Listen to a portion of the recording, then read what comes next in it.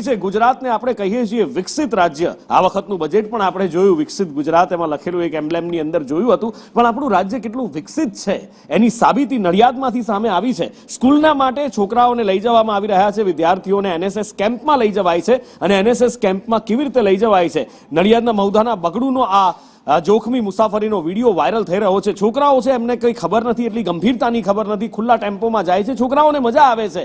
પણ આપણે ભૂતકાળમાં જોઈ ચૂક્યા છીએ કે આવી જોખમી સવારીઓ કઈ કેટલાય પરિવારોના માળા વીખી ચૂકી છે, કઈ કેટલાય કુળદીપકો બુઝાવી ચૂકી છે. પણ તેમ છતાં કોઈને કંઈ જ પડી નથી. ના ટ્રાફિક પોલીસ જોઈ રહી છે, ના તંત્ર જોઈ રહ્યું છે. વિડીયો આવી રીતે વાયરલ થાય, અમે ન્યૂઝ ચેનલો ઉપર આ રીતે તંત્રની આંખ ઉગાડવાના પ્રયત્નો કરીએ તો થોડીક વાર માટે એ આંખ ઉઘડે છે, નાની મોટી કાર્યવાહી કરાય છે અને પછી જે છે તે હાલતમાં પહોંચી જાય છે.